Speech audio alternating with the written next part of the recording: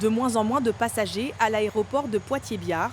En 2020, la pandémie a précipité la chute de la fréquentation, moins 76%. Pourtant, ces usagers du vol Lyon-Poitiers ne sauraient faire sans. Ça risque d'être un peu plus compliqué. Si jamais il faut se taper 6 heures de route ou partir la veille, le dimanche, ça risque d'être plus embêtant. Comment je ferais pour venir maintenant?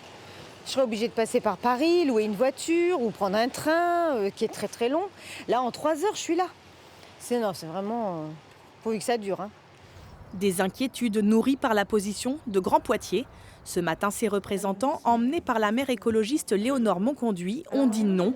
Non à une hausse des financements et non aux investissements. C'était une promesse de campagne. À Poitiers, par exemple, en 2020, c'est 94 € d'argent public qui a été donné par passager, y compris les passagers en transit, donc c'est-à-dire des personnes qui arrivent de La Rochelle, qui se posent à Poitiers et qui repartent. Donc il n'a aucune valeur ajoutée pour le territoire.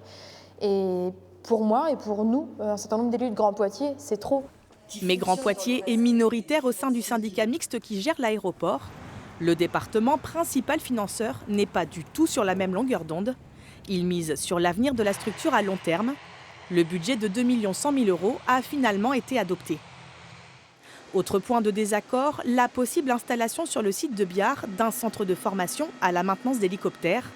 Un dossier visiblement connu de l'agglo, mais que les conseillers départementaux disent n'avoir jamais vu. Aujourd'hui, j'ai reposé la question. Alors, on me parle d'une note qui serait en préparation dans les services, d'un courrier.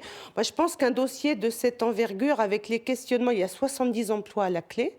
Mine de rien, ce n'est pas quand même complètement neutre. Et je trouve ça fortement regrettable pour Poitiers, pour Grand Poitiers, pour la Vienne. En termes de nuisance, des vols d'hélicoptères en permanence avec un aéroport très enclavé même dans le tissu urbain, je ne suis pas sûre que ce soit une bonne opportunité. Les élus proches des écologistes assument ce choix politique. Le département ne compte pas en rester là.